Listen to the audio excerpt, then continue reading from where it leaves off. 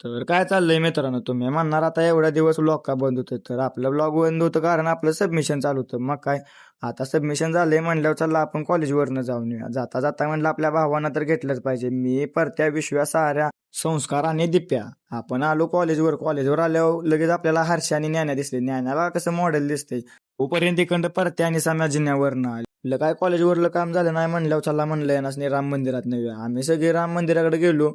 मग काय, राम मंदिरापाशी आल्यावर हे बघा कसं बाहेरनं जेवढं भारी मंदिर दिसतंय म्हणल्यावर आत कसलं असेल तुम्हीच विचार करा. मंदिरात आत एंट्री करतानाच स्वच्छतेमुळे आणि झाडांच्यामुळे एकदम भक्तिमय वातावरण बघितलं तर लहान मुलांच्यासाठी इथं बाग पण होती. मग काय, आम्ही डायरेक्ट मंदिरात गेलो दर्शनासाठी. आत येऊन बघतो तर एवढी मंदिरात शांतता होती ना, एकदम प्रसन्न वाटलं. आत येऊन बघतो तर प्रभू रामांची मूर्ती खूपच सुंदर होती. मग काय, तिथनं पुढे गेलो तर गणपती बाप्पा पण होतो. गणपती बाप्पाचं दर्शन घेतलं, श्री दत्तांचं दर्शन घेतलं. सगळ्या देवांचं दर्शन झाल्यानंतर म्हटलं तुम्हाला आता मंदिर दाखवावं.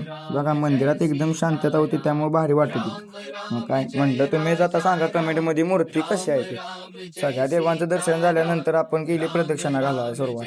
प्रदक्षिणा झाल्यानंतर आपण 10 मिनिटं मंदिरात बसलो. मंदिरात बसून झाल्यानंतर आम्ही म्हणलं आता चला जाऊया. सगळे म्हणले आता श्री प्रभू रामांचं दर्शन तर झाले, आता चला आपल्या हनुमंतरायाचं दर्शन घेऊया. मग काय, आपण आलो हनुमानाच्या मंदिरात. मंदिरात आल्यानंतर इथं पण खूपच शांती होती, त्यामुळे दर्शन लवकर आम्ही पटापट घेतलं.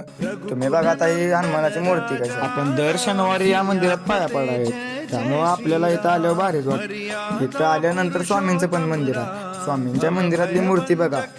मग काय, मूर्तीचं दर्शन घेतलं, प्रदक्षिणा घातली आणि आपण निघालो गजानन महाराजांची मूर्ती बघा.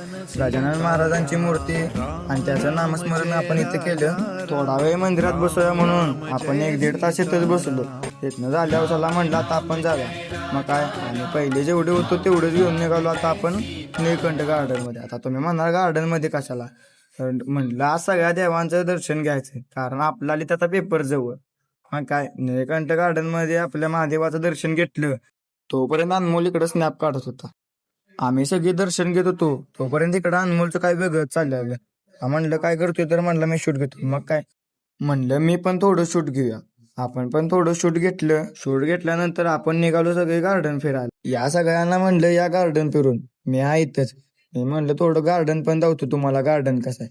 कधी जरी तुम्हाला इकडे यायचं झालं तर इथं नक्की भेट द्या. मग काय, भूक लागलेली म्हणलं दीप्याला म्हणलं की काहीतरी खा. दीप्याने घेतला वडापाव. मग काय, मी दीप्या वडापाव खात होतो तेवढ्यात म्हणलं थंड काहीतरी पाहिजे. मग काय, यशवंत लस्सी घेतली आणि आम्ही दोघं निघालो हॉस्टेलकडे. हॉस्टेलवर आलो तर इथं आपला प्रोजेक्ट बनवा चालू होता. आम्ही प्रोजेक्ट बनवतोय तोपर्यंत इकडं कुण्याचं काय वेगळंच चालू होतं. कुण्या काय करतोय म्हणलं तर कुण्या खात होता समोसा. मग काय, कुण्याला समोसा खाऊन दिला तोपर्यंत साऱ्याचा फोन आला, अरे चालला आपल्याला कॉलेजवर जायला. आम्ही कॉलेजवर आलो तर कॉलेजमध्ये पेपर असल्यामुळे लयच गर्दी होती. साऱ्या बसला लाईनीला, तोपर्यंत आपला सुयश भाऊ पण येत होता. मग काय, शेवटी साऱ्यांना साईन घेतली आणि सरांच्याकडं घेतलं हॉल तिकीट. शेवटी साऱ्याचं हॉल तिकीट भेटलं. कॉलेजमधनं बाहेर आलो तर काय, आपला रूममेट जुना यशा पहिला डिप्लोमाला होता, आता डिग्रीला येणं आपल्याच इथे ऍडमिशन घेतलं. दिवसभर फिरून झाल्यावर शेवटी बसलो अभ्यासाला.